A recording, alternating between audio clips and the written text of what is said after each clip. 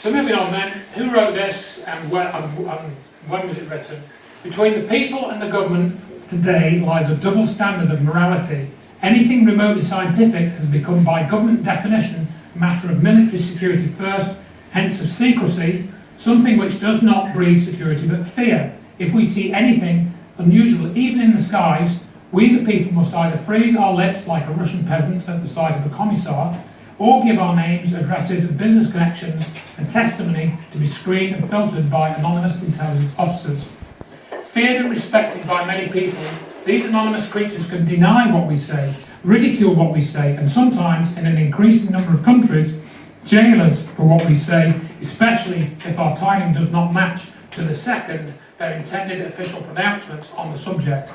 And we're kind of seeing that a little bit with people posting on social media certain things.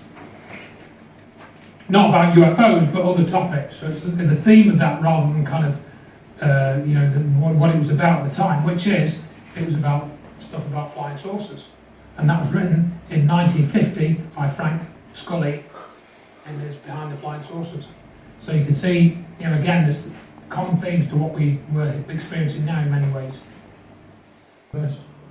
So there have been formal investigations. There's been a lot of talk about doing, investigations into the UFO phenomenon, but these have already been done.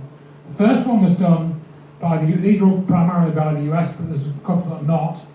So I'm going to talk about UFOs, by which in most cases I really mean craft of extraterrestrial origin. So when people say UFO, really it means unidentified flying objects, as I'm sure you all know, but what they really mean when they say it is, a spaceship from another planet. That's what most people mean. Now they've changed it to say UAP, unidentified aerial phenomena, but they still mean craft of extraterrestrial origin, really, which is what I mean when I say UFO. And the UFO term was coined by Edward J. Ruppelt in 1952, and the coining of this term itself includes the idea that the object cannot be properly characterised, but in many cases this isn't true. The military know what some of these objects are. Several formal investigations have already been done by several different governments around the world. Project Sign, 1948. Project Grudge followed that, 1949 to the 1950s. Project Blue Book, which is the one that most people have heard of, that ran in the 1950s and 1960s. And then the Condon Report in 1968-9, which the conclusions of that were written before it was actually all the evidence was gathered. There's also less well known as Project Saucer, which was initiated by the US Department of Defense in January 1948, and a report was published via Wright-Patterson Air Force Base, which was then Wright Field, the following year. And that's a very key place in UFO history, is Wright-Patterson Air Force Base, because that is almost certainly where they took the crashed Roswell craft. And if you look at other things that come out of that, it's very, very interesting. In addition, 2 sets of congressional hearings took place in the USA in 1966 and 1968. So they've had hearings about this already before, years and years ago, decades ago, and they often fail to report that. I don't know how many people in the audience have heard of this, the Cometa Report. Anyone ever heard of that? Most people never heard of it. In 1999, the French government published a report entitled, slight typo there, UFOs and Defence, what must be prepared for. This important 90-page document was not officially translated into English and is, to this day, rarely discussed. Perhaps the non-translation is a good excuse for the fact that if you go to the BBC News website or any similar website and enter Cometa as a search keyword, you will find nothing.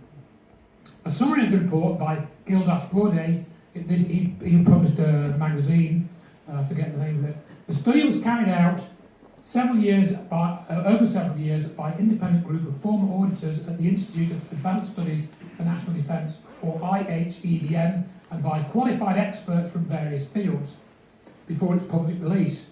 It was sent to French President Jacques Chirac and to Prime Minister Lionel Jospin. In the conclusion it states, the extraterrestrial hypothesis is far from the best scientific hypothesis. It certainly has not been categorically proven, but strong presumptions exist in its favour, and if it is correct, it is loaded with consequences. So they're saying, yeah, it might be aliens. Basically, that's what that report said, or aliens might be involved with it. That's pretty significant for highbrow defence people to say that. And this chap, Admiral Peter Hilt Norton, he died in about 2005.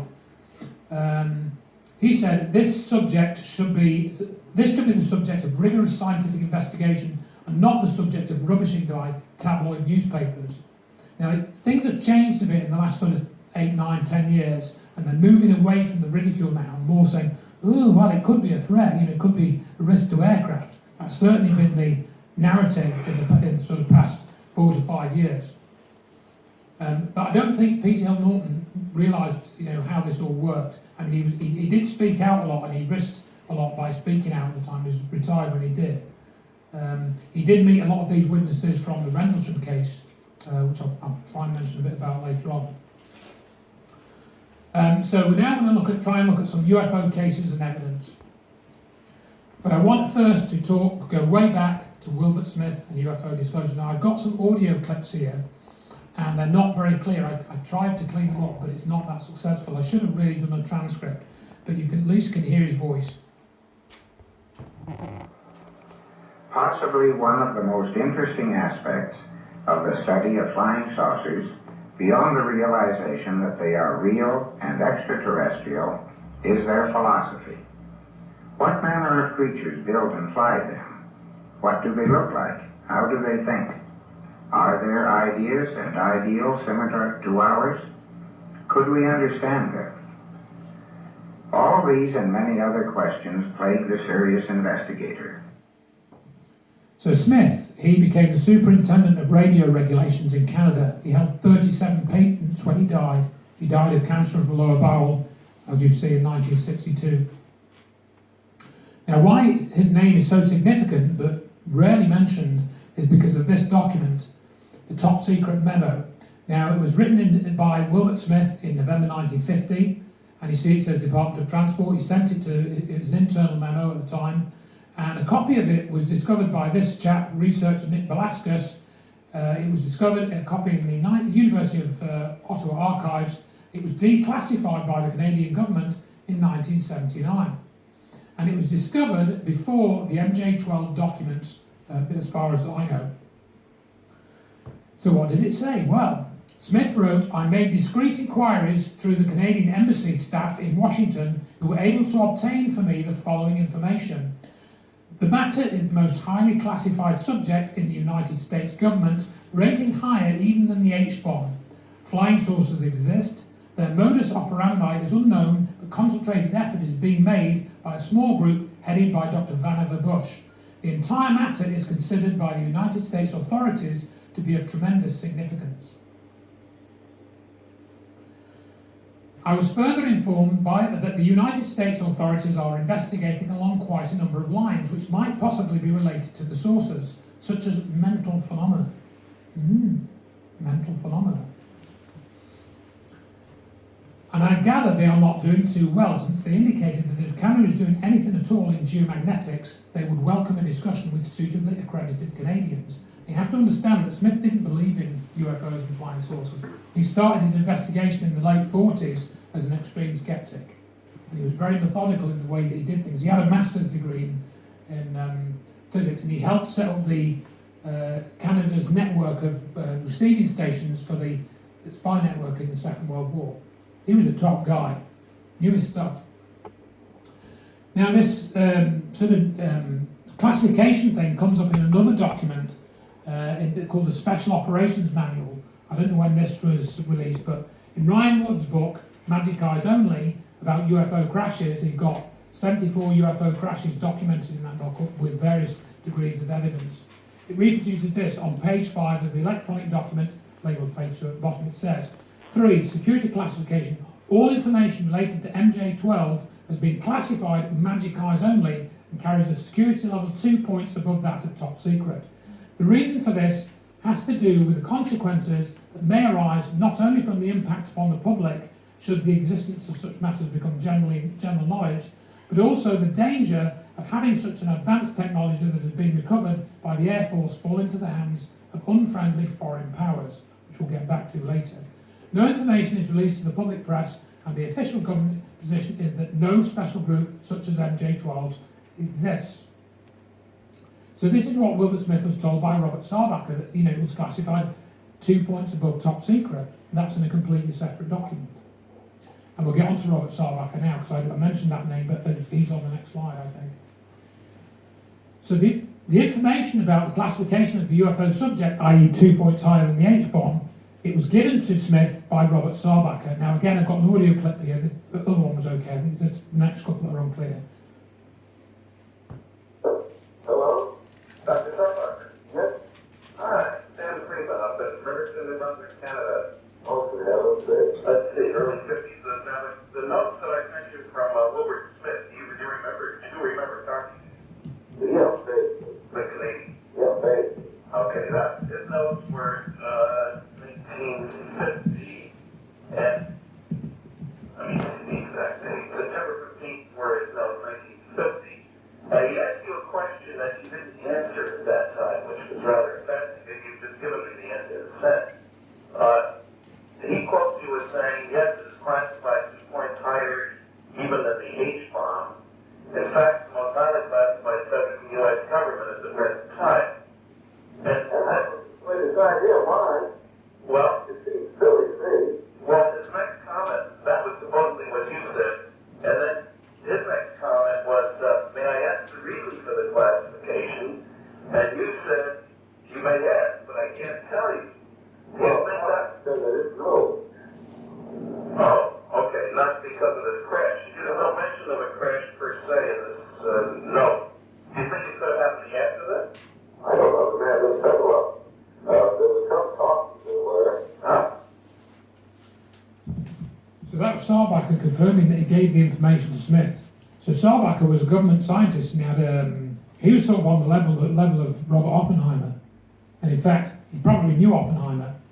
And interestingly, the recent disclosure by this David Grush character, I haven't got him in the talk, but if you look for David Grush, he said that it was Robert Oppenheimer who helped set up the apparatus for UFO secrecy in the 1940s. He was one of the people involved. And in fact, all the UFO stuff went under the nuclear secrecy umbrella. That's what David Grush said, which would make sense because they'd already set up a security apparatus to keep all that stuff secret at Los Alamos National Laboratories, which is a name which comes up again and again. So Sarbacher, as I say, was a government scientist. I'm not going to read all this slide, but basically, in my book, and you can find it online, of course, as well, you'll learn about Sarbacher's son, where he said that Sarbacher had been tasked by the government to put a camera on the end of a missile. Now, they were firing these missiles when they saw flying saucers or these objects, not because at that point they wanted to shoot them down, that kind of came later, but because missiles were the only thing that was fast enough to catch up with a flying saucer at the time, or had the potential to do that. Yes, exactly, to track UFOs, or rather to photograph and watch them. When he first told me about the missiles, the first thing I thought was what? You were trying to destroy them? And he, Sarbacher Senior, said, very normally, as a matter of fact, no, we put cameras on the end of them. So that's what they were trying to do. And Sarbacher was involved in that. So Sarbacher knew about UFO secrecy. It's not clear who gave Smith the information about mental phenomena. It wasn't Sarbacher. Wilbert Smith left the memo draft memo in the files to give future researchers the truth of what had actually happened in the early days of government investigation into flying saucers. So all this stuff now that they're saying, oh, we don't really know what they are, we need a government investigation. No, they know exactly what they are. They've known this for over 70 years, Dying of cancer, Smith made arrangements with his wife to hide the files, including that memo, to survive his death. They will be coming to recover them, he told his wife Mel. As Smith predicted, Canadians, Americans and Soviets approached Mrs. Smith requesting the files for research purposes. Mrs. Smith told all callers she no longer had the files, and after a number of break-ins that might have been linked to the research for the files, they were passed to Arthur Bray, an Otto researcher who held them quietly for 20 years, and then they fell into the hands of Grant Cameron, who I got all this information from. This wasn't given to me directly. I'll skip over some of this. I've got some clips, but they're not very clear. So Smith really got into the UFO topic, and he had a massive amount of curiosity, and he wanted to know what was going on, what was behind it. And eventually, he established contact with people, and they gave information which they said came from two aliens, Affa and Tyler. And there's a whole story behind this as well. I've got a whole presentation about Wilbert Smith, actually, That's on YouTube and everything. This is on YouTube as well, actually.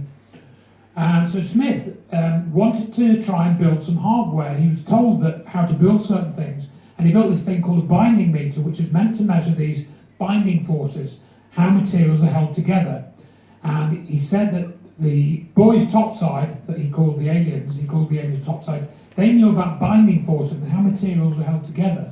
And you could change these binding forces in a way of, as a way of, you know, propelling something or making materials work a certain way or be constructed a certain way. And then he built this binding meter from, you know, the instructions they gave him, which involved like a spring and some nylon, I think, or something, and then a needle. And these things worked. They shouldn't have worked according to our physics, but he said he tested them, and this audio clip is him talking about them. He also built a special type of coil, a caduceus coil, which was like a radio, piece of radio equipment, really. And he put all this current into it, and nothing came out. So he was able to find that this coil, which he knew about because he was a radio engineer, behaved very oddly. Very, very oddly. And he also built a magnetic sync circuit to extract energy from the Earth's magnetic field. And he also built an anti-gravity experiment, and later helped to set up a saucer detection station in 1954 at Shirley's Bay. And he discusses all of that in a talk I've got on my website. I'm not going to play this clip because it's just not very clear. Smith corresponded with several people stating he had handled a number of pieces of saucer hardware from crashes or military encounters and had been involved in their analysis. There's a chap called Art Bridge that Grant Cameron interviewed about 20 years ago, probably longer actually, 25 years ago by now at least. He was one of Smith's associates and stated that they were involved in an analysis of a lot of hardware that they were sent from the US. And Wilbert's son Jim Smith also handled one or more of these pieces of, you know, shot down UFO, crashed UFO. I've got a clip, I'm going to play this clip again, it's not very clear, but you'll hear him talking about this. I hope. Well, but it came from the States when it was delivered to the house. Yeah, so it came from the States. Yeah, that's what I was looking for. On more than one occasion, there were these pieces that were sent in? On several occasions, and they did different sizes, and there was no regularity to it at all. He'd send them away for analysis and try to cut pieces off them and do what he could as well. Yeah. There's several pieces you were saying, some came with a mail, some came by military vehicle. Yeah. So it was a number of them that were arriving. You actually saw some of these pieces as well, Jim? Oh, yeah. When I saw them, you know, pack the box, I looked in there and take a look at it. How old would you have been then? Well, looking at 10 to 17 is a high age group. Did you get an opportunity to handle any of them? How would you know what was an unusual looking piece of metal at the age of... I got to handle two of them. One was a chunk about the size of a brick, semicircular in shape, very smooth metal except where the jagged edges where it had been disconnected from whatever it belonged to. It was quite heavy. In terms of his size, he had analysis of that when I remember seeing that particular analysis sheet come back, and there were a few things in there that they're not found on this planet that were unidentified. Oh, really? But other than that, they were high tensile steel and whatever else goes into it. So, presumably that paperwork was secret and he wouldn't have kept any copies of the analysis. Well, I don't know where it was gone. So I know it wasn't clear, but that was Wilbert Smith's son confirming that he'd handled some of these pieces that come from the US that are from a flying saucer that had crashed or been shot down. Smith also saw alien bodies. One of the stories about Wilbert Smith included the fact that he had personally viewed dead alien bodies. We were told about the bodies that Wilbert Smith had seen when he was personally invited by the US military. We were simply told that he saw the bodies, and from the impression that I received, it was only for a short time, minutes, not hours. And this was told by Montreal's Flying Saucer Club member, Smith had done talks there in the 50s. Further described the bodies according to what he recalled Mrs. Smith stated. Mr. Smith described to his wife the dead occupants as having been approximately 4.5 to 10 to 5 feet in height, greyish, blue tips of the skin, large eyes, small slit for a mouth, and 4 long fingers with no thumbs. And this is Jim Smith again. It's an unclear audio clip. I will play it though for the record. Now, you mentioned that he was shown bodies at one point. or something? Yeah, on one of the times, he was in the States a lot, partly due to his work as a superintendent of radio regulation, so he had to deal with frequency allocation channels, radio, and that sort of business. So he was frequently on committees in the States where they were working out joint frequency allocations, for example. And on several occasions he decided not to show things along this line. That was pretty well under the Official Secrets Act, he told us. However, just before he passed away in 62, he felt the act couldn't get him any more time for. I did ask him, and he saw the bodies. And he had several connections with high-ranking military folks, if I remember correctly. Yeah. One of them was Rear Admiral Knowles, I believe. Yeah, we were at the Knowles home on many occasions. Yeah. He was with the Office of Naval Intelligence? Yeah. All right, so there was opportunity there for this type of thing to be legit. He wasn't just, he was told these things were there. So, Yeah. It would have been interesting to be a fly on the wall at those social gatherings, wouldn't I it? believe so, yeah. Did he describe them at all? Do you recall any? Not that I can recall, except that the descriptions that been out and about were fairly accurate. The descriptions that were out and about were fairly accurate.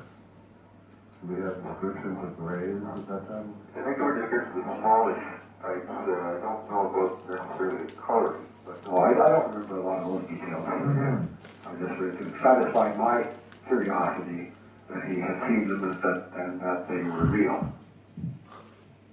So Smith told us only seen the alien bodies. So that seems pretty conclusive to me.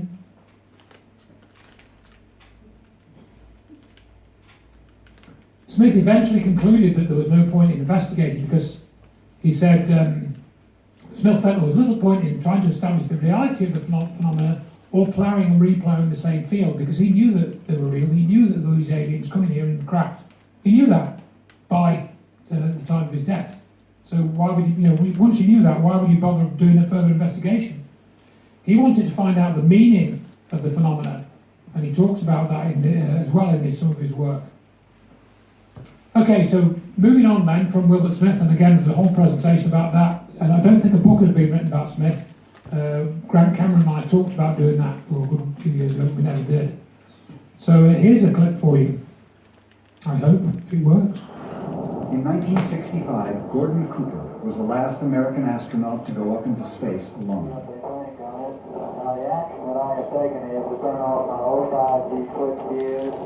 He orbited the planet 22 times.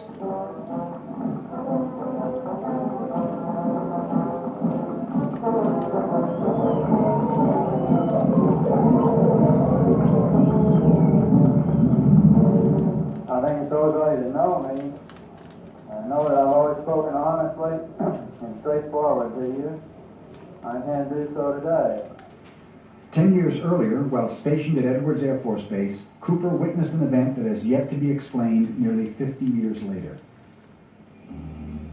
He was supervising the filming of a precision landing facility for F-86 fighter jets.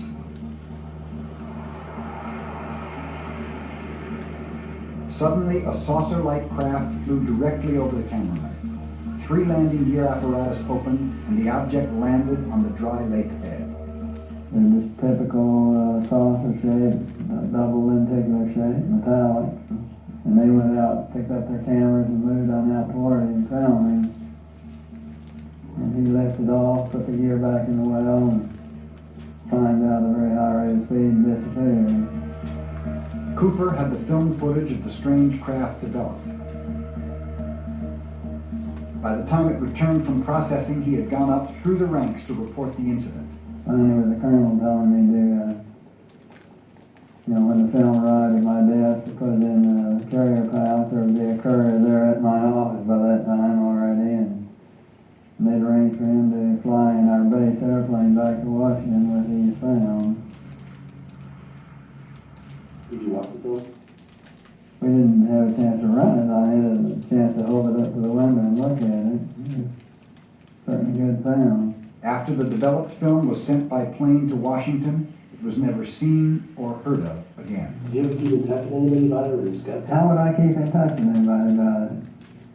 There's no way within the military or within the government of keeping track of something that is classified, unless you're directly involved in it, and I was not.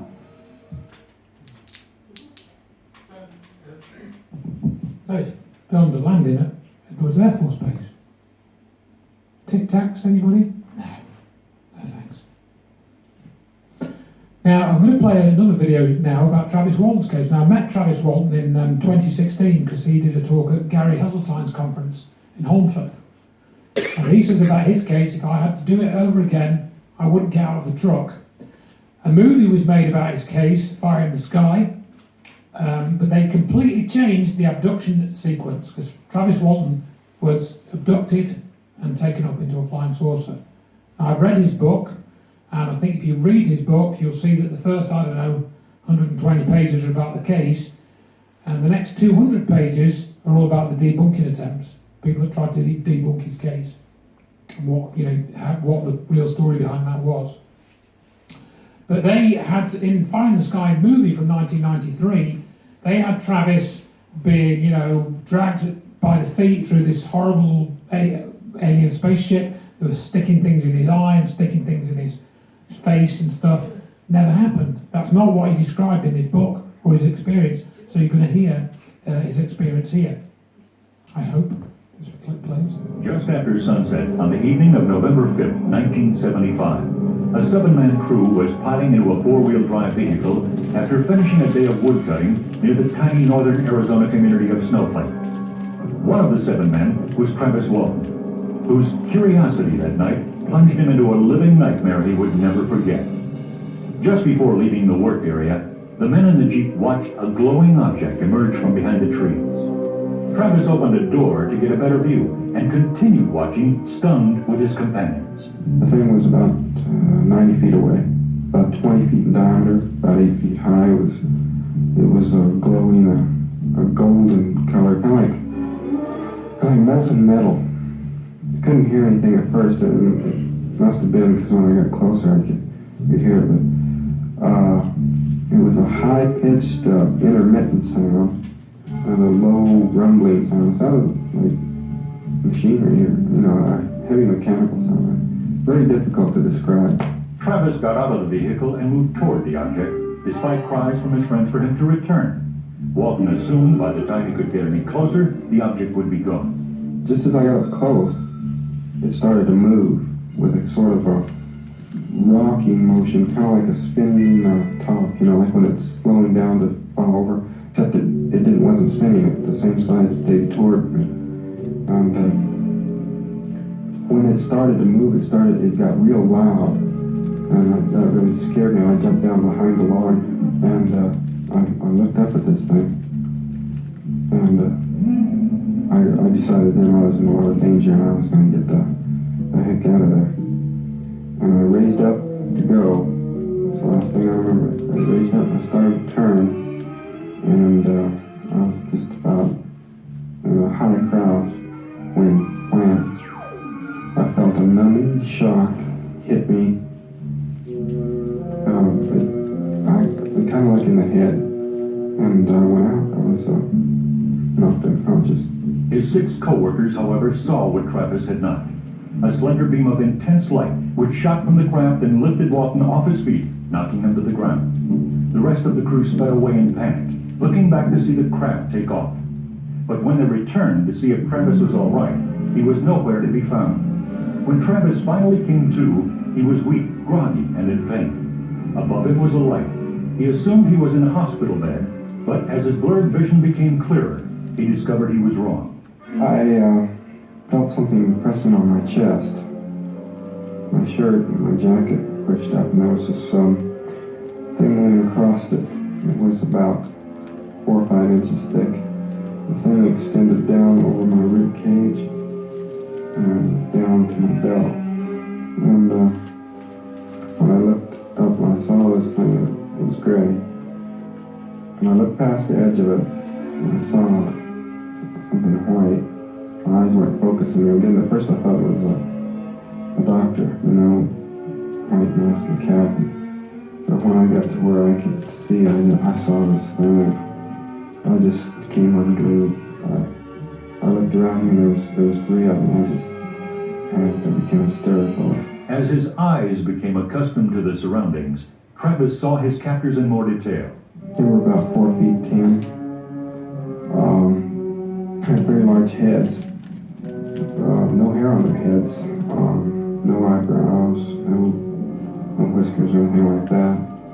They had very large eyes. Those eyes are something that really bothered me worse than anything. The rest of their features are small. It was like small ears, small nose, small mouth, hardly any lips if they had any lips. I never saw them open their mouth. But they were wearing long coverall type things. They were orangish tan. When I saw them, I struck out. It wasn't really a blow. I was so weak. I pushed this one on my right, and he fell back into another one. They felt kind of marshmallow, kind of like fat, you know. Whereas, when you push against somebody with muscle, it feels differently. But they seemed light unexpectedly. And I jumped off the table there and staggered over into the corner. There was a bench across the wall, and I leaned there. I was really weak, and I was so scared, I was shaking, and they started towards me. And I started just screaming at them, telling them to keep away from me. And I reached over and I grabbed a thing off of the table. There was a bunch of things there, and there was a clear tube about maybe an inch in diameter, I don't know, a foot and a half long. And I thought, it wasn't heavy like glass, it was too light for a club, and so I wanted to defend myself, and so I hit it against the table to break it, and maybe get a sharp point, but it didn't break. But I lashed out at them with it, and I kept screaming. They only took a couple of steps, and they stopped. After the creatures departed, Travis left the room through the same door, but went down the hallway in the opposite direction. I came to a doorway on my right, and I went into this. I didn't go right in. I looked in, and it was a round room, a domed room, with a chair in the middle. And it's really funny about this room. It was really strange.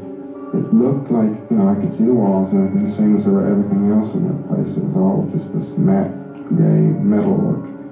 But when I went towards the chair, I didn't go towards the chair right away. I walked around towards the side because the chair was high-backed, and I was afraid that there might be one of those things sitting in that chair. So I went around there, and when I could see that there was nobody in the chair, I walked over to it. But the closer I got to the chair, the darker the room seemed. And I could start seeing points of light, like stars. There was buttons there. I did a stupid thing. I pushed some, hoping to open the door or something. But when that didn't work, well, I got scared of doing that too, because it made the stars move. I turned, and there was a man standing in the doorway I came through.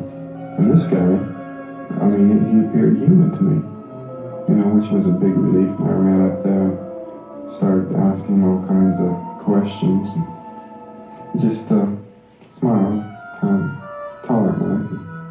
And I assumed that maybe he couldn't hear me because he had that helmet on his head, a clear helmet. And so when he motioned for me, he took me by the arm, I went with him. I assumed I was being rescued. Travis was led out of the craft and into a large hangar, where more human-like figures were present. He remembers their appearance this way. They passed, on the street, but they had a strange thing to their eyes. They were a light color, a golden hazel, and they had a resemblance to each other, like a family, but not identical. There was one of them that was a woman, I could tell. Had longer hair and female shape. One of the men and the woman came over there, and they put me on the table, and they put a mask over my face, and I started to resist, and they held me on the table, and they put this mask on my face, and I reached up to pull it away, and before I could, everything went black. Meanwhile, the other members of the woodcutting crew had reported Walton missing. Local police organized a search party, but no trace of Walton was found. The next thing he remembered, Travis was lying on the side of a road outside Heber, Arizona, 12 miles from Snowflake. when I first regained consciousness, I was laying on the roadway, well, to the side of the road, more off than on, and my head was on my arm, and I saw a light, and I looked up in time to see it go off, which I think was either a light going off or a hatch closing, perhaps. Then I saw this object hovering there. It was a flattened sphere. I mean, it was shaped like a disc, but it was very shiny, chrome-like. I could see that reflecting everything around there, but not giving off any light. It was dark. It was just there for a second, hovering about 4 feet off the ground, and then it just shot straight up. It was incredible how quick, without making a sound. Travis staggered to a phone booth to call his family, who at first did not believe it was really him. But once convinced, they came to take him home. On the way, Travis received yet another shock. We were riding back in, and he said something about everybody being worried about me. I can't remember the exact conversation, but I said, well, you know, it must have been a bad couple of hours or something, to reference the time or something like that. And they said, Travis, you've been gone for 5 days. While recuperating, Travis was able to remember most of what had happened to him. A series of hypnotic regressions with Dr. James Harder from the University of California, however, enabled Walton to recall things with less anxiety and more detail. So there are many explanations put forward for Travis Walton's experience. For me, the simplest is that he saw a flying saucer in the forest where he was working with his mates, ran towards it, the beam came out, knocked him to the ground. People on the ship thought, oh, flipping it, that's not supposed to have happened. And they picked him up, took him away for 5 days, fixed him up, in that time he woke up, and then they brought him back to Earth. That's the most logical explanation, particularly when you hear what happened to the friends that were left behind. And they were accused of his murder because he was gone for 5 days. Not accused, sorry, but suspected of his murder. And there's a little footnote to that story because one of the guys that you saw the pictures of, saw those 4 or 5 black and white pictures right at the end, one of those guys, I can't remember which one, was called Steve Pierce. He was one of the other lumberjacks that worked with Travis on that day. Now, when that all kicked off, he just couldn't handle it. I think he was like 17, 18 or something, and he just disappeared. He just disappeared. And Travis didn't hear from him for years. And then back in 2010, he came and spoke to Travis, and they ended up doing an interview on Coast to Coast, the Art Bell show, or George Nuri show as it was then actually. And when he was on that show, and I listened to that at that time, in around about 2010, 2011, I think it was, yeah, around that time, he told the story that he just couldn't handle it, you know, and he had to leave, and he started living under his middle name of Jeff. But he said that there was this other person that came and spoke to him, and this person was called Philip Klass, a well-known UFO debunker. There was actually a picture of Philip Klass in that initial video clip that I showed you. And Philip Klass offered Steve Pierce $10,000 to say that the Travis Walton story was a hoax. Why would he do that? He's got that kind of money to make that sort of offer to somebody. So that's a scene from the still from the Hollywood film. That's not what happened. That's not what you heard him describe. He described lying on bed. You know, he ran out and punched these aliens, and they ran away. And then they placated him and pacified him, and then he woke up on the road. That's what he described. That's not in the film. That's not in the film. Okay, so I'll do a few of these slides, and then we'll have a break. So, have we been getting disclosure in films and TV? Well, possibly. It's a bit of a mixed bag. Who was the first UFO abductee? I've already shown you one of them, which was Travis Walton, and there are many other stories. I'll mention a couple more later, probably. But who was the first one? Well, it was actually Bugs Bunny. Let's see if this will work. If it works.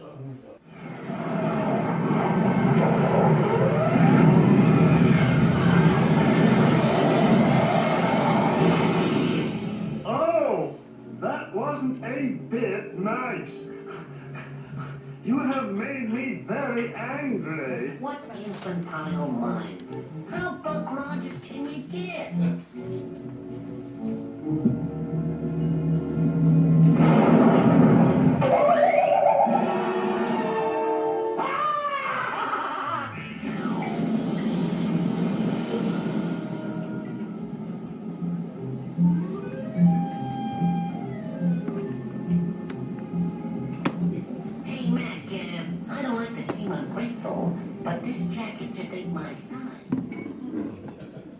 When I put that in, it's a bit weird, isn't it, when you think that alien abduction stories weren't very common, so for that to come in 1952, it's kind of odd. Okay. So we've had the good and bad alien movies, of course. Since the 1950s, we've had a mixture of films and TV. In the 50s and 60s, they were predominantly, though not exclusively, portrayed as rather evil. Perhaps this was because it was meant to reflect the Cold War at the time, perhaps. Who knows? We had these things like Invasion of the Body Snatchers, and we had War of the Worlds and stuff, the famous George Powell film, Earth versus Flying Saucers, which actually there's an interesting sort of, how can I put it, parallel in that with the research of Wilhelm Reich, actually. Somebody illustrated this to me fairly recently. Forbidden Planet is a very interesting film. If you've not ever seen that, it's a really good film from whatever it was, 1956, I think. Really interesting film. And in 1977, we had the extraordinary Close Encounters of the Third Kind. Some suggested that the final sequence was based on an actual landing at Holloman Air Force Base that happened in the 1950s. And I've got an account here about E.T., the extraterrestrial, which I'll play you probably after the break. And in 2009, Grant Cameron reported that it had been confirmed that after a private showing in the White House, Ronald Reagan leaned over and, in fact, you can read that, but after the break, you'll see the clip in relation to that, and it's very interesting. So I think we'll have a break there, and you can either get a drink or go to the loo, whatever, and we'll come back maybe like 15 minutes or something like that. Okay? Thank you. 1949, again near Roswell, 2 discs crashed. They recovered 5 alien bodies from these discs. They scoured the area by foot patrol, by jeep patrol, and by aircraft reconnaissance, and discovered an alien alive from the crash, wandering in the desert. They captured him. He was designated EB, extraterrestrial biological entity. EB was taken to Los Alamos, where he was placed in a Faraday-shielded environment because he had the ability to read the thoughts and transmit thoughts to people outside of where he was being held captive. The next most important thing that happened after they found EB came a few years later. EB became ill, and they tried to save him. They were unsuccessful. They didn't know how to go about it. But in an attempt to save him, and also in an attempt to gain favor with this technologically superior race, they began broadcasting out into space for help. We have one of your people here who crashed in one of your ships. We're trying to save his life. He's dying. Please help us save his life. By doing that, they hoped, number 1, to make contact, number 2, to make friendly contact, number 3, that the aliens would see us as a benevolent people trying to help one of theirs and would not attempt to destroy us or hurt us. EB died in June of 1952. As of the time of EB's death, we had not had any answer to the message that we had sent out into space. The movie that you saw, called E.T., is the story of EB.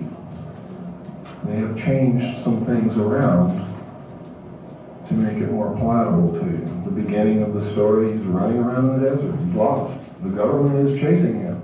In the real story, the government caught him. In the movie, the little boy gets him. And they form this symbiotic relationship. They're each getting something from the other. And it's a wonderful story. Well, in real life, the real life EB was assigned an Air Force officer to watch over him, become his friend, get as much information from him as he could, be his mentor, be his captor. And the same symbiotic relationship developed between EB and this Air Force officer, to the point where when EB died, the Air Force officer cried. He was deeply hurt. He'd lost a dear friend, because he had been with EB literally night and day since they had found him. In the movie, EB gets very ill, and everybody's very concerned. And the little boy plays the role of the Air Force officer. And you see that he cries. But in the film, he lives. E.T. Call Home was Project Sigma to attempt to make communications with the aliens to come and help save the life of Evie. I was there. You were there? Okay, so is it...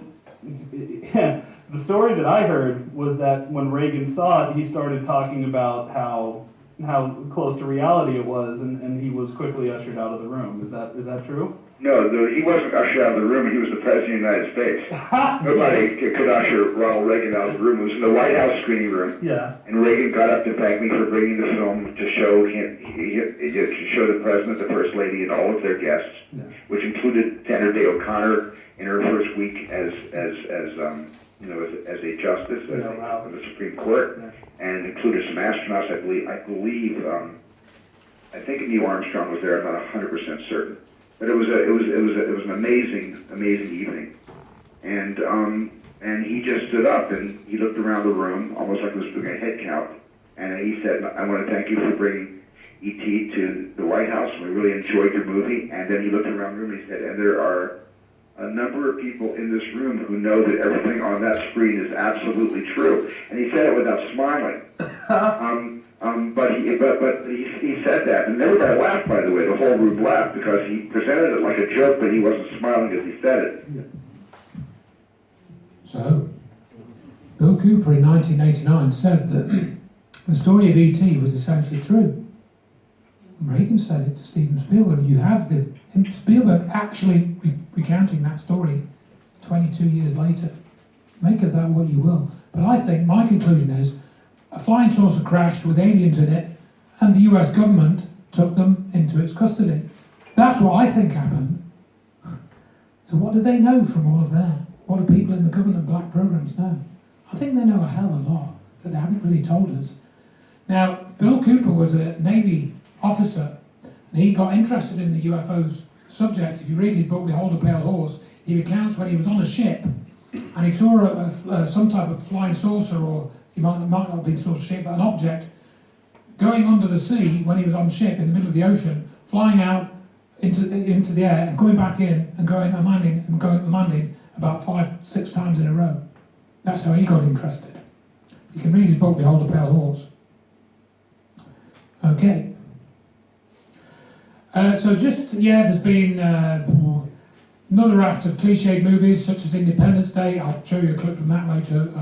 That's an important clip to show you actually. 1993. We've talked about that film, Fire in the Sky. This is, Contact was, I think, 1997. I haven't put the year for that one. I think it was 97, late 90s, second half of the 90s. Thank you. That seemed to break the mold because it arguably introduced the notion of consciousness and dimensional travel. That was kind of newish then. And what's interesting about Contact is, do you know who wrote the story? Yeah. Carl Sagan. It's his only science fiction novel. Did you know that Carl Sagan had a top secret clearance? He worked on a program for the US military to put a nuclear bomb on the moon in 1959. That's in my book. So he wasn't just a TV astronomer. Carl Sagan was a very interesting figure. So now we're going to hear from some presidential people or presidential-related candidates and things. Let's see if this plays. Perhaps we need some outside universal threat. I occasionally think how quickly our differences worldwide would vanish if we were facing an alien threat from outside this world. And yet, I ask you, is not an alien force already among us? What could be more alien to the universal aspirations of our peoples than war and the threat of war? And your children. I couldn't help at one point in my discussions privately with General Secretary Gorbachev, when you stop to think that we're all God's children wherever we may live in the world, I couldn't help but say to him, just think how easy his task and mine might be in these meetings that we held if suddenly there was a threat to this world from some other species from another planet. outside in the universe, we forget all of the local differences that we have between our countries, and we would find out once and for all that we really are all human beings here on this earth together. I got a letter from 13-year-old Ryan from Belfast. Now, Ryan, if you're out in the crowd tonight, here's the answer to your question. No. As far as I know, an alien spacecraft did not crash in Roswell, New Mexico in 1947. And Ryan, if the United States Air Force did recover alien bodies, they didn't tell me about it either, and I want to know.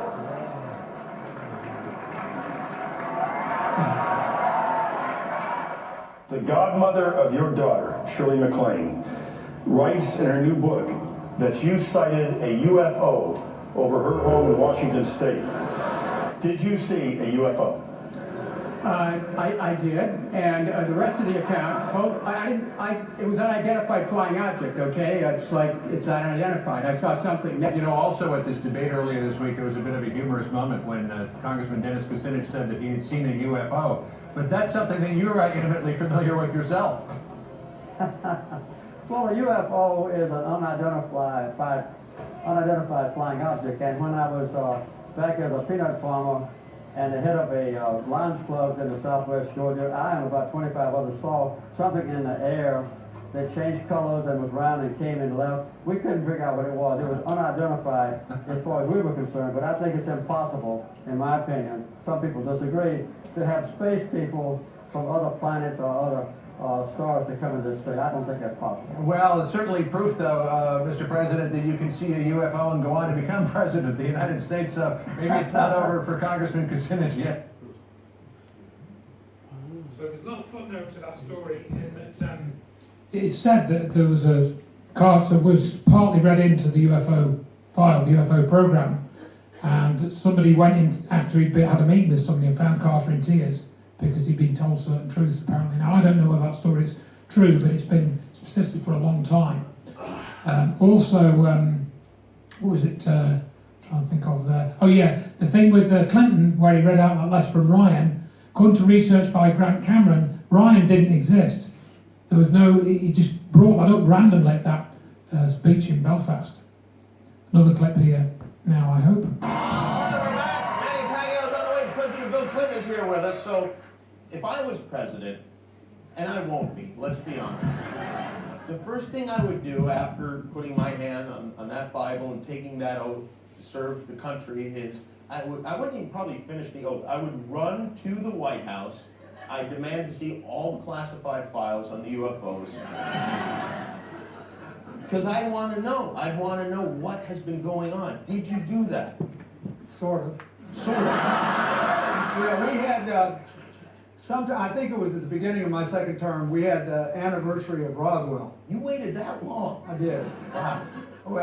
Well, I didn't. And then there's also Area 51. You remember there was a great sci-fi movie where there was an alien kept deep under the ground in Area 51?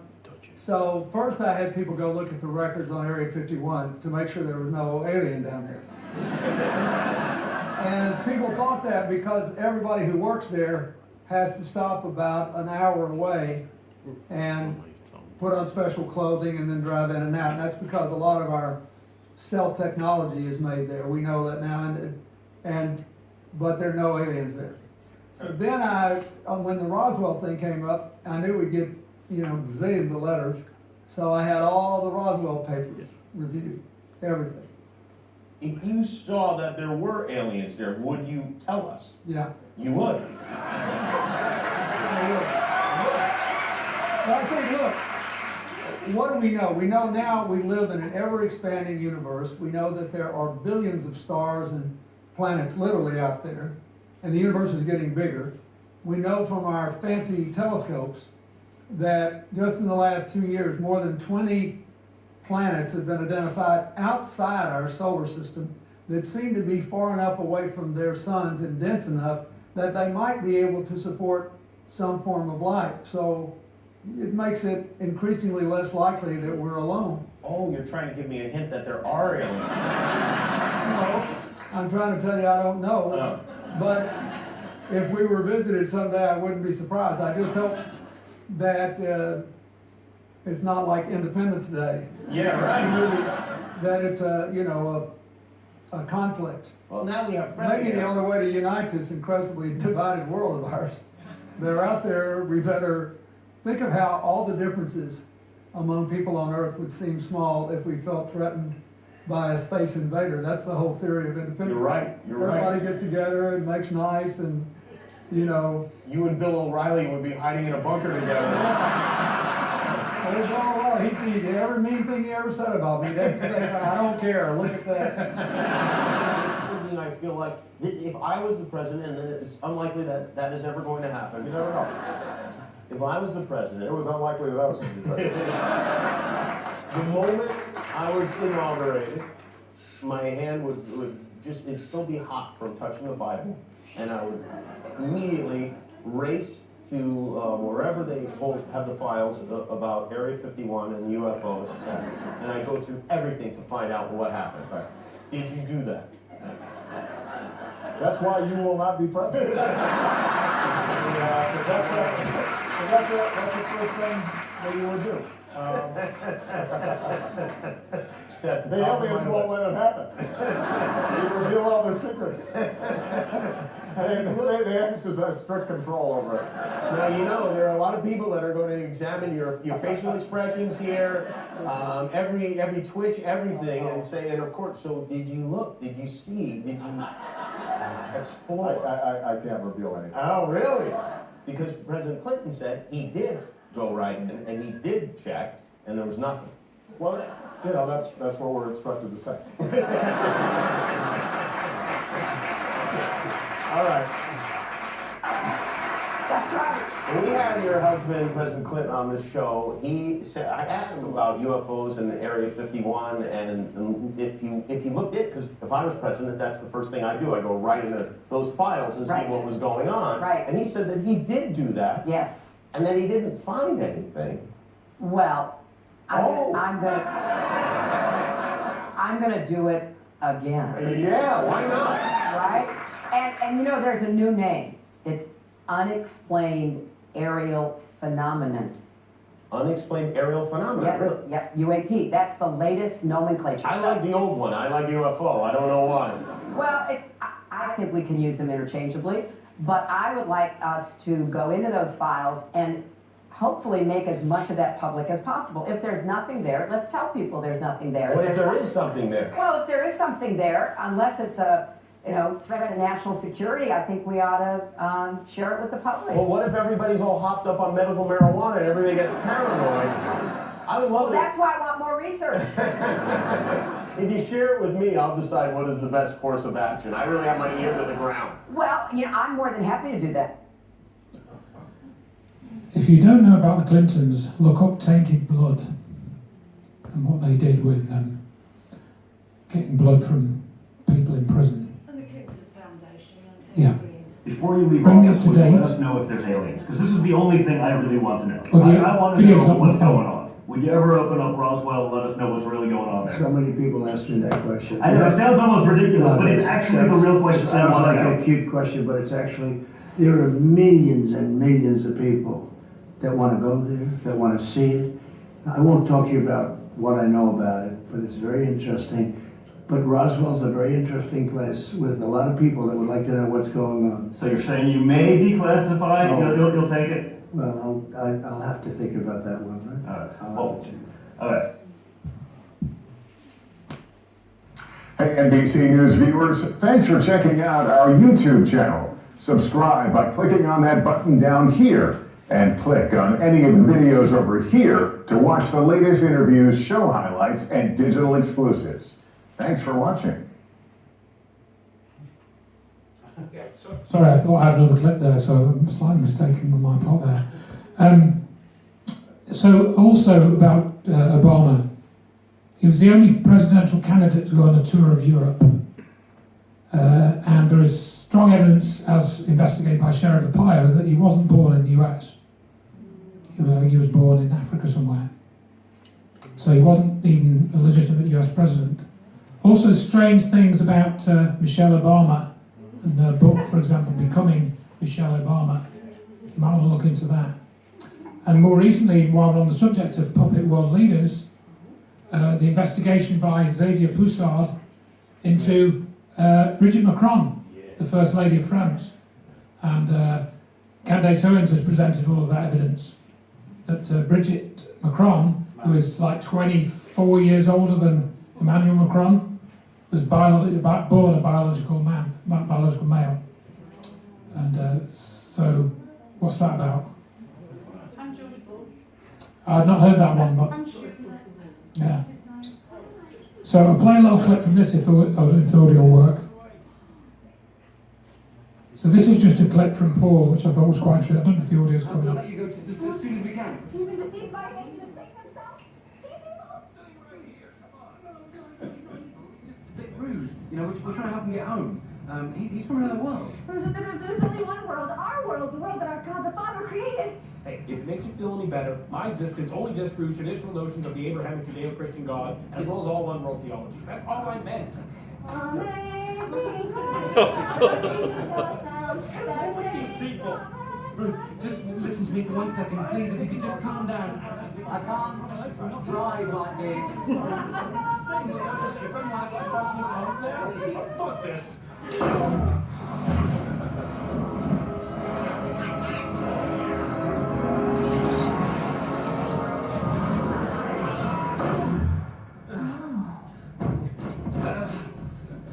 What did you do to her?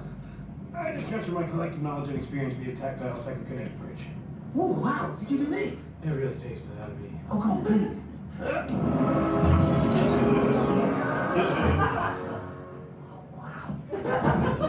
Yeah. I always knew what was going on in Battlestar before me because his mum had cable. Pull over, I'll do you. Absolutely not. No spoilers. So everything that I have been told my whole life is just a big fat lie. Do you know how that feels? No, look. Just because your truth isn't a true truth doesn't mean there is no truth, Ruth. That's really wrong. So there's no heaven, no hell, no right, no wrong, no sin. I just wanted to say thanks. I know this has been weird for you, but you saved my life and I owe you one, okay? Okay. What do you got there, by the way? Severe retinal memory, complicated by macular edema in your left vitreous cavity? How did you know that? Lucky guess. Do you mind if I take a look at it for 1 second?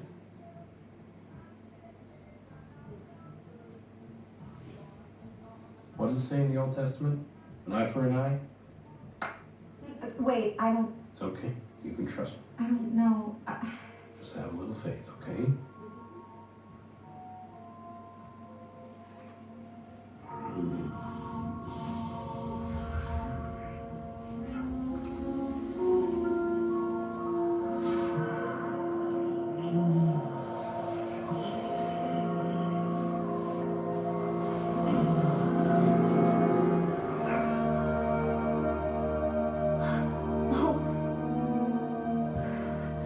How did you do that?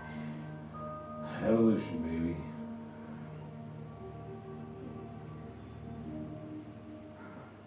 So I like that film. I like that film because it's got what you saw in that edited clip that I put together was expanded consciousness. So Simon Pegg, I forget the name of his character, and the girl lady character, they experienced expanded consciousness through the alien, and also the alien healed her spontaneous healing. That's the sort of areas that this ends up getting into, this whole topic, ultimately, what these advanced beings know about and are capable of. And Wilbert Smith got a sniff of this, I think, back in the 50s. So that I was quite surprised when I watched that film. You know, there's some daft things in the plot, but Sigourney Weaver's in it, and it's got a very funny ending. So if you haven't seen that, yeah, it's got a few profanities in it, but it's good. Steven Spielberg did this weird thing with War of the Worlds where it just became very dark, and you know that was weird after he did Close Encounters. It wasn't dark. Anyway, right, where are we? Alien abductions, very complex phenomenon. If you want to study some cases, go back to one of the original ones, Betty and Barney Hill, 1961. Read their book, The Interrupted Journey, and it probably was a military project. Now, Obama made this joke reference to the aliens weren't letters, Who's to say that aliens aren't already working with the US government or parts of the US government? You know, Obama made a joke of it, but what if he was making a joke of it because it's actually true? And perhaps these government programs that were done in conjunction with aliens, that's what happened to Betty and Barney Hill. And if you read the stories about Eisenhower making an agreement with aliens in 1954, the so-called Grijalva Treaty, I thought that was made up. I thought it was rubbish. But then I did a bit more research and there appears to be some truth to it. That's in my book, in the Acknowledged book. Talked about Travis Walton. Stan Romanek, read into his case. He had ongoing experiences and, you know, things coming to his house, patches appearing on the grass in his garden, lights in the park that he witnessed with other people. Yeah, I've got a whole section on him in my book as well. My lab's Leah Haley. She thought she was being abducted by aliens. Then after several years of horrible experiences, she was pretty sure that it was a military project that she was involved with. And her story's in the book as well. She's written her own book as well called Lost is the Key. So, you know, get hold of that if you want the primary source. And then I think we're on the next slide, if this is coming up. Just have to go to you. Sometimes it just loses focus. And yeah. There's a Netflix documentary about this case released within the last 6 months. Linda Napolitano. Now, event centres around Linda Cortile, or Napolitano, knew a resident who came forward with an account of an abduction of herself and her son by grey aliens about 3 a.m. on the 30th of November 1989. And I've got a clip in a minute, just a 1-minute clip. It involved this fellow. You may know his name, I didn't know the face, Perez de Cuellar, the former Secretary General of the United Nations. Now, Stephen Greer says that what they did was, when world leaders were going to try and disclose certain things, they would take them aside and say, look, we've got technology, and this is what we can do. And they showed him, I think this is the story anyway, I've got it all in my book, they showed de Cuellar an abduction that they were doing, and the subject in this case was Linda Napolitano. They abducted her, and he was present when the abduction was done, apparently. All of the polls suggest that a majority of the American people believe UFOs are physically real, rather than imaginary or hoaxes or whatnot. I'm standing at exactly the spot where this very strange event was seen at 3 a.m. really on November 30th, 1989. A woman was driving from Brooklyn to New York, right down here in the outer lane. Her car engine died, the lights went out, and she looked over to this building, the one in the distance with a little pointed roof, and at that point she saw a burst of light as a UFO hovering only a few feet above it, turned on all of its lights. 2 small figures below her and one above her. The light was intense. The woman was terrified and thought, they must be making a movie. This is a film of some sort. And the figures floated up into the UFO, and then the UFO changed its lights, zoomed out across the river and across the bridge and disappeared. And the woman's car lights and engine started back up again. But this is the way it started for her that night. So that was a witness to Linda. The woman he was referring to wasn't Linda Napolitano. That was somebody on the street who saw what happened. So not only do they know what these things are, they've got their own advanced craft and they can abduct people with them, with advanced technology. But they're telling you, oh, we don't know what these drones are. It's hilarious. Now, if you want to have some other evidence of very strange technology in operation, then you can investigate the cattle mutilation phenomenon, where sheep, cattle, horses, goats, and even cats and dogs have mysteriously been mutilated around the world. And it has seemed to have become more widespread in the UK since the 1970s. You can watch Richard D. Hall's documentary Silent Killers, that's all in there. Linda Moulton House collected some evidence in the USA too, but she's compromised. She's an intelligence asset for a lot of what she puts out. So this comes into, also connects with these stories of deep underground military bases, where, you know, there's supposedly, like Area 51, for example, there's meant to be underground bases there where they've got craft and where they take people and do stuff to them.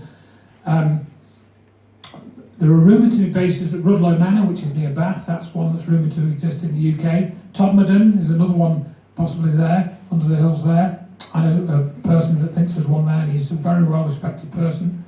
I won't say any more than that. Peasemore, Barry King, there's probably a base there, but it's not to do with aliens. We think that was disinformation. Richard D. Hall investigated that case. And this chap, Dan Sherman, Richard D. Hall did an interview with him. He claimed to work at an underground base in his book Above Black, where he was telepathically communicating with aliens, with Above Black on this, what's the project called? Project Preserve Destiny, PPD. Richard did an interview with this guy, so you can decide for yourself whether you think he's making his story up. It doesn't have a lot of evidence to back it up, but it ties in with certain other things that have been said. Now, going back to the cattle mutilations and linking it to the underground military bases, do it again. Let's just use this.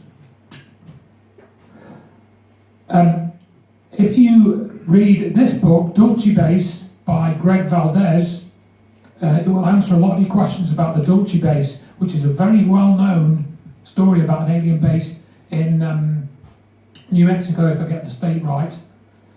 And it's very, very interesting because, according to this Branton source and Phil Snyder, all these aliens are there. There was a big war in the 1970s. They called it the Dulce War. And there's all these aliens there, blah, blah, blah. But there is also a sort of connected story with the Paul Benowitz case. He was an electronics engineer. He was selling electronics equipment to the military, and he lived opposite Kirtland Air Force Base. And that's where directed energy weapons were being developed in research there. Now, Paul Benowitz accidentally discovered two black programs, a secret Air Force project and an optical stealth project called Project Starfire. That's all in my book, and it's in this book as well. And what it appears is that Paul Benowitz was then fed disinformation about aliens to cover up the fact that they were developing this optical stealth technology and and also this Project Starfire, which was to reprogram Russian satellites from the ground. That's all in his book, and it's in Greg Bishop's book, Project Beta, as well. Valdez illustrates that an advanced type of aircraft was being used to visit cattle and remove and return carcasses. This clandestine work was part of at least two other programs related to checking for radiation contamination in animal tissue in the area. Valdez also hints that secret biowarfare research had been done, and the cattle mutilations were probably somehow related to these experiments. And on one visit, because what happened with Greg Valdez was that he was visiting with his father. So his father was a police officer called Gabe Valdez, and when Greg was very young, sort of 8, 9, 10 years old, he would go on patrol with his dad, and for example, they found this at one of the sites, this orb in the top right here, and this was probably part of some drone technology that they had back then. This is in the sort of 70s or 1980s. And what they eventually concluded was that there was a base at Dulce, but it was kind of in the hillside, and they found a vent and stuff like that. It was not it was in the Archuleta Mountain, not the Archuleta Mesa, which is 2 or 3 miles from there. And this base was an off-site laboratory for guess where? Los Alamos National Laboratories. And at this point, I'll just mention Los Alamos again because I've talked about UFO crashes, and one of the ones that did happen, and I'm convinced it happened, was in 1948, April 1948, the Aztec crash. And it was said for decades to be a hoax.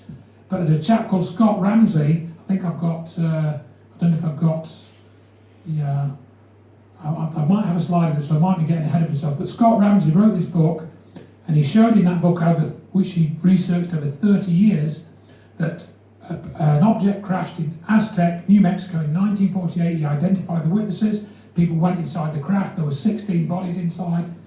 And it looks like that craft was brought down deliberately. So people say, oh, why would they come across the galaxy and then just crash?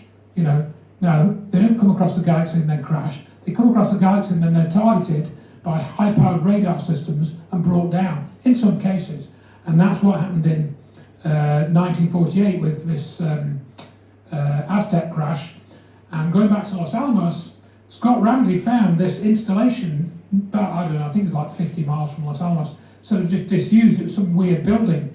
And eventually, he found out that it was a radar installation, but he couldn't work out what it was for because there were no military bases near there. What was this radar installation for? Well, turns out it was a secret radar installation which was run by Los Alamos, which was to protect Los Alamos from people, coming in planes during the development of the atomic bomb. And he verified that that really was a radar station, so it looked like they used that to shoot down the Aztec flying saucer, or bring it down. So I've got a clip here from Jaime Maussan. I think this is a real video clip, but for some reason, Jaime Maussan invented a story about it, as you'll see here. And I found out about this thanks to Dan Benker. After watching this story, I will present you the results.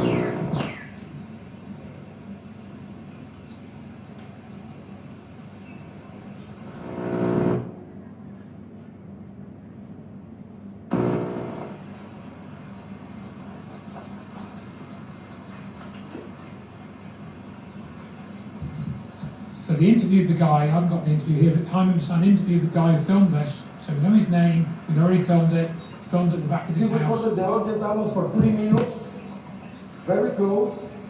The object affected 2 transformers in the area that were burned. They had to be changed. His cellular phone stopped working. He had physical problems with his memory. He was affected very much. You can see the black dots there. They are not there. It's the tape was affected. The energy was very, very strong. Sometimes these objects are dangerous. Dangerous because they have this energy around them.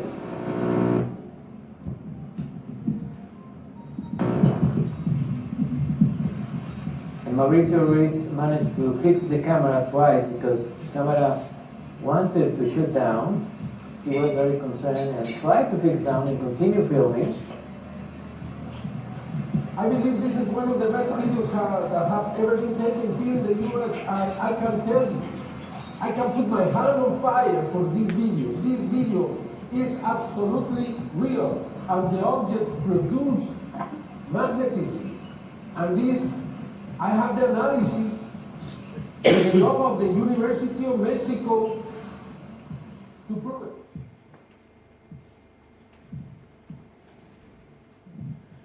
So it would appear that this video is altered.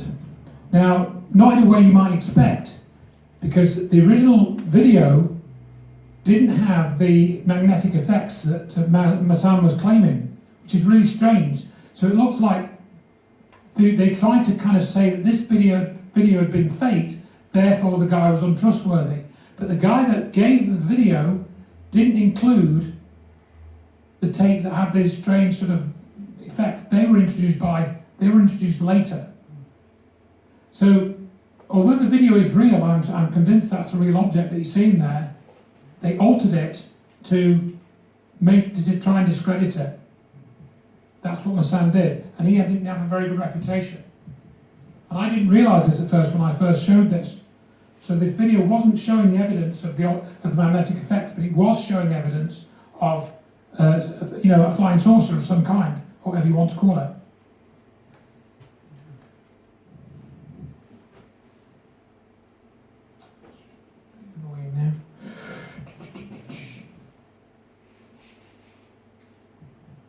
So we've also got various other stories of landings and crashes from quite a few places.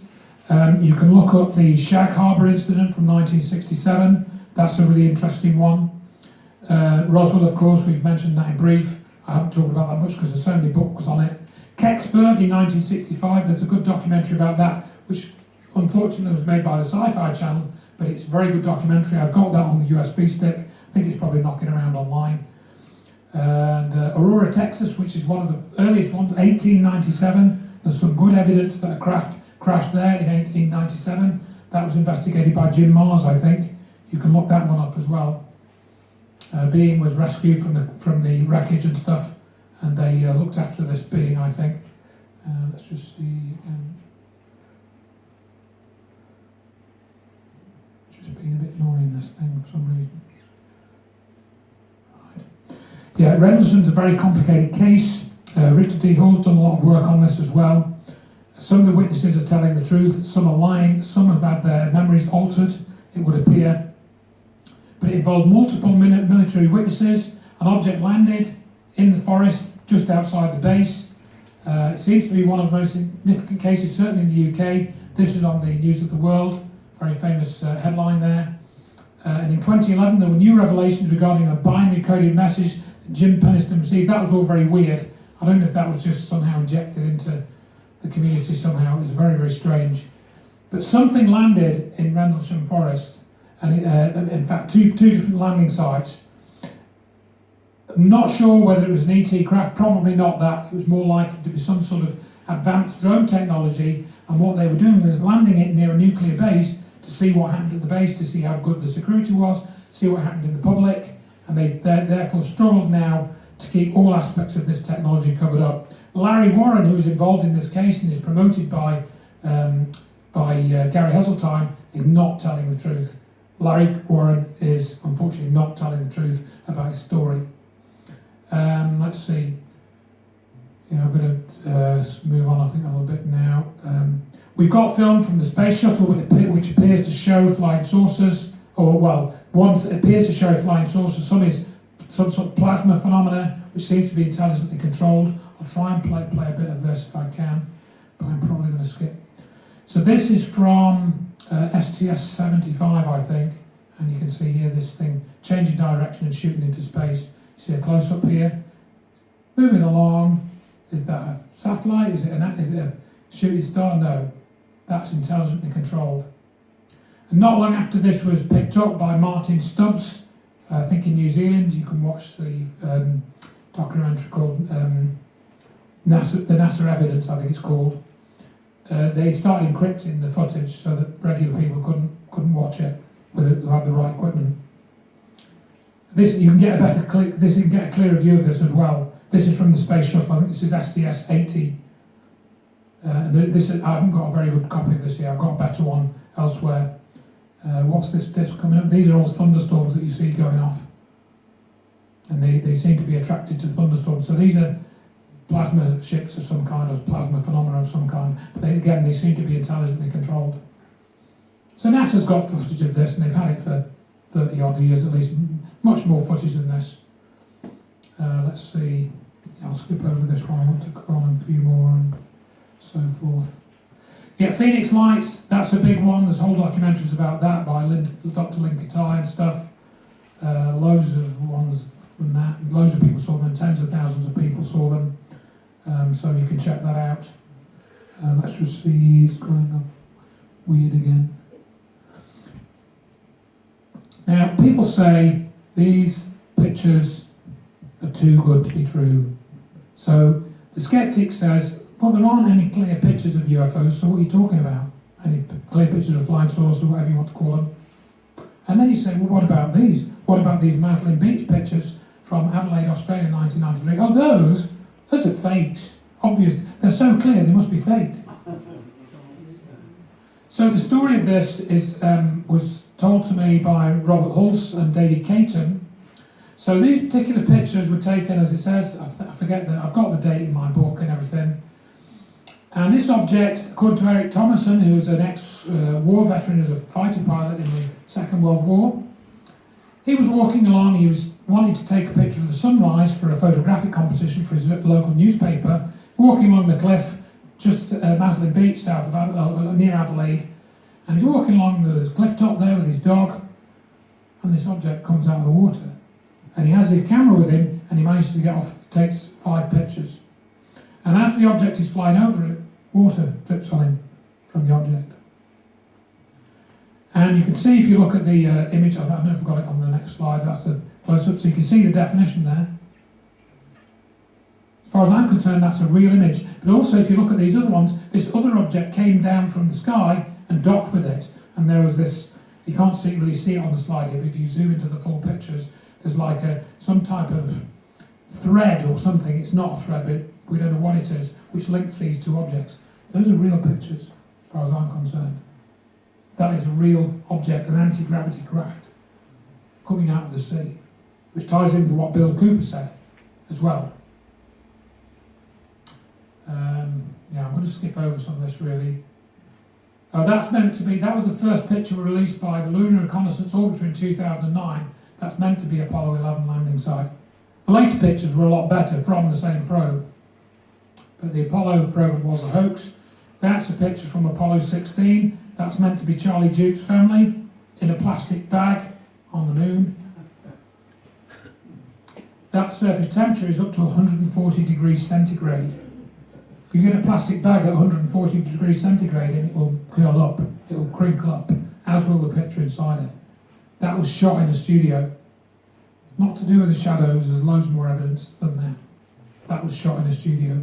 Apollo's hoax. Neil Armstrong even told you that essentially in 1994. Those are all the attempts that to do Apollo. Again, they've had another one ongoing since then. What took, let's see. So Apollo was meant to take 8 years. The CXP program in 2004, which Bush announced on the 100th anniversary of powered flight, that was going to take 16 years with all the advances in technology that we've had since the 1960s. The latest one in 2010 that was announced, they never even announced man on moon for a return. They're talking about it again now. In Trump's inauguration speech, he talked about putting a man on Mars with Elon Musk there, and he said, we've sent people to the heavens. That's what Trump said. Didn't say we've sent people to the moon. And whatever you think of Trump, he said some very interesting things. I'll put it that way. There was a secret space program as well. This is the secret US launch facility. It was secret for a while anyway. That's at Vandenberg Air Force Base. They're on space shuttle. Anybody know that? I only learned about that in the last few years, really. I followed the shuttle program intensely in the 1980s. Never knew about this. In fact, they gave their shuttle to NASA after Challenger blew up. Moll and Almaz, those were two secret space programs. You can read about those. That's in my book, the Finding the Secret Space Program book as well. I'm skipping through a lot of this, I know. Edgar Fouché, he said he had knowledge of this craft, the TR-3B, that's obviously an artist's mock-up. He said he saw one land at Area 51 when he worked there in 1979. He said that involved in the development of the TR-3B was this thing called quasi-crystals, and he was talking about this in a 1998 presentation. When I heard that, I thought, he's just got that out of Star Trek. He's just made that up. And then I actually researched it and found a paper from Caltech on quasi-crystals. And then I learned that in 2011, Daniel Shechtman, an Israeli chemist, he won the Nobel Prize for Chemistry in 2011 for his work on quasi-crystals. Because people said that he would never go anywhere, but it's called a metamaterial. And Fouché said that they were used in stealth technology. How did he know? How did he know? He claims that this craft operates on principles of anti-gravity and a rotating plasma, a TR-3B, and he describes various other characteristics of his operation. That's all in my book as well, and online. It's all online as well. You don't have to read my book if you don't want. I've just collected the information together. You can, in fact, generate a magnetic field by rotating plasma. Edgar Fouché wasn't a physicist, he was a technician, cryptographics technician originally. So let's see. Go on a bit more. I know I'm whizzing through this quite quickly, but I'm going to skip over that because that's going to take too long. I will show you this clip though, if I can. Well, we're not being shown. Indeed. This is David Percy pointed this out, and I made this little animation, which is extremely peculiar. This is done with a little program. It's quite old now. It's years since I made this. I think it will come back on again. Called PaintShop Pro. Let me see. So that is Cydonia on Mars. That's the Tholus on Mars. That's Silbury Hill. That's Avebury. There's a 14-to-1 ratio. In other words, they're about a mile apart. On Mars, that same thing is 14 miles apart. I think there's a story there that we've not really been told. And I think that story is that there was a civilization on Mars, or still is, which came here, or people from here went there. That's the basis of that story, I think. Could be wrong, but that's what I've come to the conclusion of. That's on Mars. That's 3 miles long. This is from Mars Global Surveyor. That's the image number there. You can find that online if you wish. Go look for it.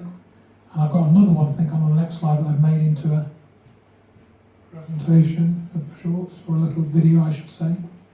This is in the Secrets in the Solar System book. Let's just try and get that up.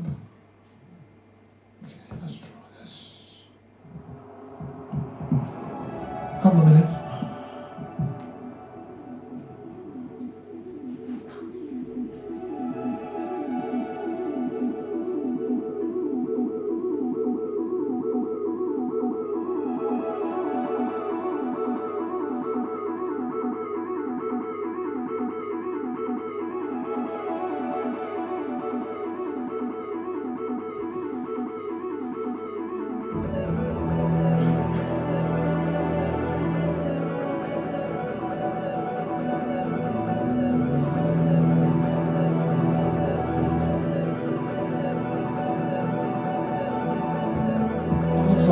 Dome to me. That looks like a glass dome to me.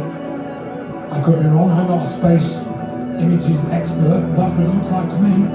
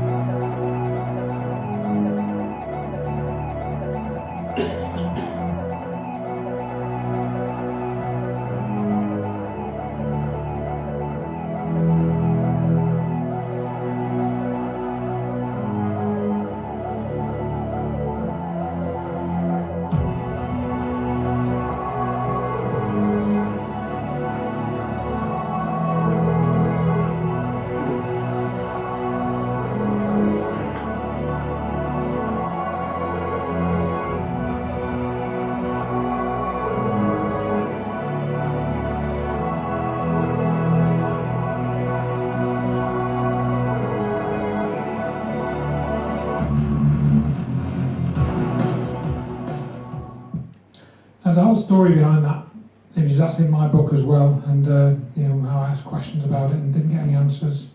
But basically the thing is that NASA have already found life in the solar system. They found it on Mars in 1976, but if they'd announced that, they maybe wouldn't have continued to get funding for what they wanted to fund, and they would have had to have a massive disclosure, which they didn't want. So they've always kept it just below the sort of baseline, if you will.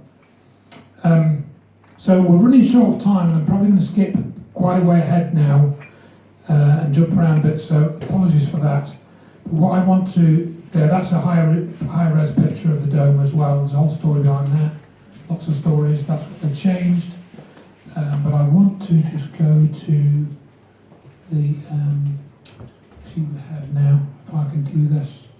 I want to tell you about this because this is really important. A couple of things before we finish. Star Child skull. Now this was investigated by Lloyd Pye. I've got a whole presentation on this. This was found in Mexico in 1930, and it is a skull. It's a real bone skull. It's been carbon dated to 900 years old twice. DNA tested. DNA is all different to human DNA. It looks superficially human, and you can see there the bone thickness of this skull. 3 millimeters compared to 9 millimeters of human. Bone chemistry is all different. It's owned by a lady called Melanie Young. There's a whole weird story behind that. It's all on my website. DNA tested. The DNA of this thing is, dog DNA is more similar to human than the DNA from this skull. FOXP2 gene was discovered. From this evidence, one may conclude that the underlying biochemistry of the entity's life form must either be the same as or highly similar to humans or other species, yet the use of the genetic code, which still remains universal, is distinctively different, implying that this life form is very likely the result of a markedly variant and non-intersecting evolutionary process. That was a geneticist that studied this for about 2 years, studied the DNA and stuff, and did it in the back room of his company with permission, he wouldn't disclose his identity or the company's identity. It's an alien skull as far as I'm concerned. Not what he said, but it's not from around here. Can't have time to show you that. So now I want to skip. Where's this all going? People have been talking about aliens and stuff, and you know what's going on. Somebody's asking me about where it's all going. Is there going to be disclosure? Well, yeah, probably not. Let's just see where we can get to though. Okay, I'll play the video clip in a minute, but I need to give you a bit of context. I've got a book called Where Did the Towers Go? And what was discovered by Dr. Judy Wood in the research that she did about the destruction of the World Trade Center are a number of weird things. Cars being levitated, turned upside down, people levitated, metal changing from one form into another, metals being melted with no heat, metal turning to dust in midair. Now, one of the companies that was involved in preparing the technical reports for the World Trade Center's, about the World Trade Center's destruction was Science Applications International Corporation. Dr. Judy Wood started a court case against them and 22 other military contractors, or rather government contractors I should say. Science Applications International Corporation was named by Dr. Stephen Greer as being involved in the UFO cover-up, black budget programs, the big benefactors of the black budget. Okay? And Edgar Fouché, who I mentioned about the quasi-crystals, he told me that he worked as the Director of Engineering for Science Applications International Corporation. That's what he told me. And they also, SAIC, were in charge of the ground zero security following the destruction of the World Trade Center, and they were involved in setting up the communications network after those antennas had been destroyed on top of the World Trade Center. You've never heard of Science Applications International Corporation, I don't think, or Applied Research Associates that also do research in directed energy weapons.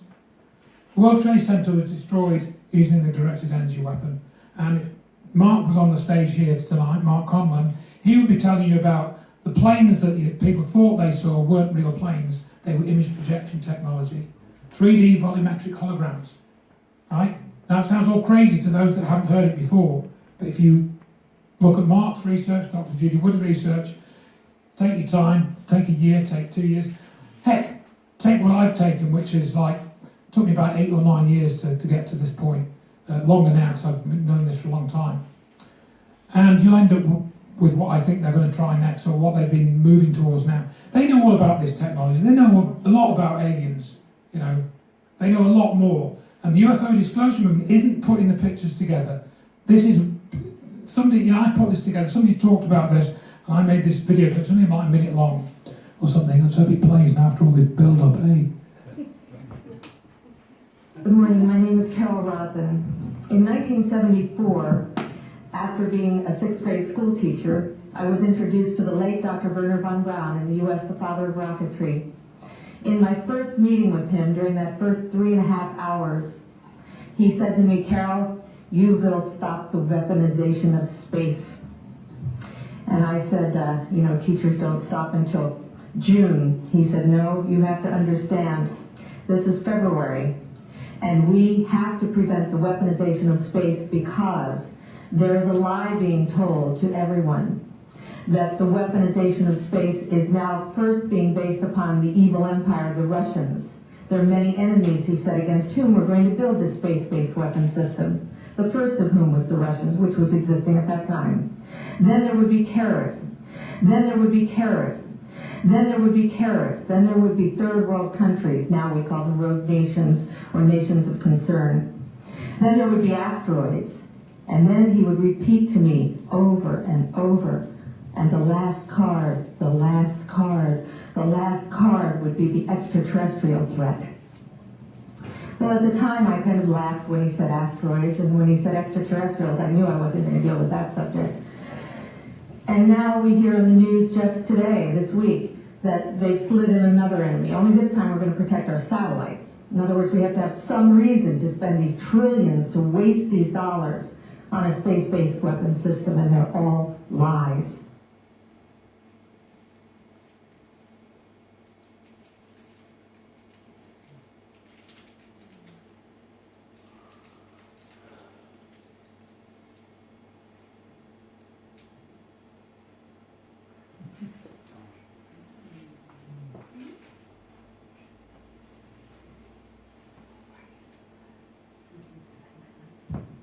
probably don't need to show it twice, do I? But if people like Mark Conlon and Chris Hampton are correct, and I think they are correct, you change that image projected plane to a flying saucer, and what you got? You've got your alien invasion. Burj Khalifa or something? That's what I think is potentially on the cards. But you see, there's a problem for them because quite a lot of people are now finding out. And then he would repeat to me over and over, and the last card, the last card, the last card would be the extraterrestrial threat. And the last card, the last card, the last card would be the extraterrestrial threat. You know, they've done COVID, they've done the killer virus, and a lot of people fell for that and came to grief with it, you know, etc., and affected my family, as probably as well as many of your families. So where are you going to go? What's the next threat? They've talked about this asteroid now in 2032, I think. That came out about a month ago. They've even said, oh, it's now got 4% chance of hitting the Earth. You know, they can divert that asteroid if they really wanted to. Or they could make it come in, as far as I'm concerned. They could divert it in or out, depending on what they want to do. That's what the technology that destroyed the World Trade Center, I think it's capable of that, believe it or not. So there's lots of, like, this guy is just he doesn't connect any of this. He won't talk about World Trade Center destruction. He promotes the architects and engineers thermite nonsense, which he did at a conference that I was at. This is me at Gary Heseltine's conference. And this is Bassett here, Richard's obviously on the left there. He just promotes, that's actually Robert Hulse, the guy who's given me the Madeline Beach pictures, and David Caton, who did the analysis. So, yeah, there's a lot, like Greer won't talk about it. Let's see, I've got the slide of Greer. I'm gonna have to, yeah, that was all just a money grabbing operation run by the CIA, in my opinion. Edgar Mitchell worked for the CIA as well.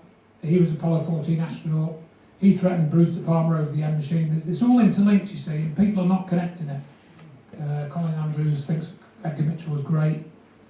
Nick Pope is a paid spokesperson, that was on his website. Don't listen to this guy. You might get a little bit of truth from him, but take that and leave the rest, because he's just an op. Government still works for the government. So again, I could go on for hours and hours, but I think I'm just going to skip to the last slide. What is the goal indeed? Well, you know, I haven't got time to show all the slides really, because we're about 10 to 10 now, I think. So we've got 10 minutes left for anybody that wants to ask questions, then I'm going to kick us out, I think. What is the goal? What is the goal? The goal is what you choose it to be. The goal is control by those that think they are doing the controlling. I don't want to choose that. The to ask question is whether how much you want to be subject to their control. There you go. You know the answer then, don't you? Any other questions or comments? Can I ask you, what's your view on Bob Lazar? Is he an opportunity? Yeah, so Bob Lazar, I've written up his story in the, I forget which book it is. So I think he's a bit like some of these Rendlesham witnesses. Some of his story is true, but if you look at his background, he's an expert in nuclear physics, and I think he was brought on to work on some type of nuclear propulsion at Area 51, not a flying saucer. And then he was hypnotised or brainwashed to think that he'd worked on a flying saucer, and he put out that story as disinformation. And that whole story about Element 115, that's all disinformation. So some of what he said was true, like a lot of these people, but I don't think his story about working on a flying saucer was true. Somebody else did that, and he was given that story to put out by either hypnosis or something like that, or brainwashing, call it what you will. But I think basically he could be an honest guy, but I've heard since that he used to run a brothel, and he apparently was accused of murdering his wife as well. That's what I heard in the last sort of 2 or 3 years. I hadn't really investigated that, so perhaps I shouldn't have said that. But he's not an above board character, not completely. You've got to take his story with a pinch of salt. It was interesting what Boyd Bushman said about him. If you know what Boyd Bushman, he worked at Lockheed Skunk Works. And he said an interesting thing about Lazar, but again, that's in my book. We're interested in new technologies, free energy. Yes. Are we going to hear more about that? What do you think? The only way it progressed is when the disclosure that free energy technology was used to destroy the World Trade Center. If Trump comes out with that, or anybody equivalent Trump comes out with that, yes, somebody destroyed the World Trade Center using technology from which we could power the whole world, we might have a chance of getting free energy. Yes, we have technology to alter the weather. I haven't even spoken about that. Hurricane Erin on 9/11, that's in the book. Where did the towers go? All this climate change, it's all nonsense. When you read Where Did the Towers Go, the global terrorism story's gone, climate change is gone, and the energy scarcity is gone. That's all in that book. That's why we've had to publish it ourselves. But anyway, I'm sort of digressing, but it does link to your free energy question. So all these people that are, saying, oh yeah, we can have free energy, yeah, we can. But you're not going to get it out until those powers that are stopping it, and it somehow, neutralise. But when they've got that technology to do that to the building, they could just do that to the building you're in if they wanted, in theory. So how do we stop that? I don't have an answer to that. But I think it starts with knowing that that is the reality, which is what it is as I see it, rather than just saying to me, you're an idiot, you don't know what you're talking about, or you can't be right because you don't have a degree, PhD in physics. If you're going to just say that to people like me, then nothing will ever change. Unless these people who've got the knowledge to do the investigation. We don't have PhDs in physics. Okay, thanks. Is Judy Wood still active in this area? She not particularly sure. I think if she was asked to do a talk or a podcast, she would, which is not in the greatest of health at the moment. She's all right, but I've still been communicating with her, but she's not actively doing stuff now. I mean, why should she? She's written the book, and as she said, people wanted her to do a second book, but as she said, if she did, it'd just be more of the same. Everything is in that book that she knows. Well, you can ask a question, Mark. Yeah, I was going to say, do you think a lot of the sightings could be linked to what we talk about with the optical stealth type of technology? I know Norio Hayakawa sort of alludes to some of that. I don't know how many would be projection. How can we tell? It'd be difficult to tell. I think there could be a proportion that there are some form of projection, and maybe these drone sightings, and somebody was talking about one in Bromsgrove, wasn't there? Maybe they're actually not really drones, they are some sort of projection technology, makes it look like drones, and they're seeing how people react, so that when they want to try and pull something like what I've suggested, they've got more information to do that more effectively. But the problem they've got now, as I was listening to Scott Ritter's interview recently, and he was pointing out some very basic things like the news networks now, their power is going now. A lot of people are not listening to news networks. And most of the power to distribute information is through platforms like X or Twitter, So that's where, and there's a lot of influence on this. It's harder for them to control it, so all they can do is just flood it with disinformation. So what I'm saying with that is, it's going to be harder for them to pull a stunt and put it on TV and get it into people's brains like they did with 9/11 or Manchester or whatever. It's getting harder and harder to do that in the way that they did before. They're going to have to think of new ways to do that. Because I've noticed that people seem more open now to the directed energy, and I think there is more of an openness to that now than there was 10 years ago, but there's a long way to go. And until these researchers start tackling it, the ones that should be talking about, people like Greer won't talk about it because he's CIA, compromised. And I think a lot of these investigators need to connect more of the dots to make more of a difference, I suppose, is how I put it. And any other questions or comments? Yeah, I've got a really good one. Go on. I lecture on nutrition and the circadian rhythm. Oh yeah. NASA knows. So we're regulated by daylight. Yeah. So if you take daylight away from a human being, what is a 24-hour cycle on Earth reverts to the length of the Martian day and night. That's right, 25 hours. Yeah. Or 24.69, yeah. That's in my book. It always seems to get ignored. Yeah. So maybe that is the link. Yeah. So somebody sent me an email, this was years ago, and he said that he had knew somebody who was in the military, had some secret knowledge, and he just said, my mate said to me the other day, you know what, white people are from Mars. I thought, that's interesting. When you think of the origin of the different races, they're all slightly different. What's behind all of that? You know, why are black people black, and why are the Chinese and the Eastern races, why are they slightly different? Well, what, is that just evolution? Well, the whole story of evolution is open to question if you, then you look at whether there are any transitional forms or not. You know, so it's all up for grabs. Any other question? Okay, well, we can maybe get out by 10 then. It was about 2 minutes 10, not bad time, is it? So here's Martin while I fold up my laptop. Yeah, well done, Anthony, thank you.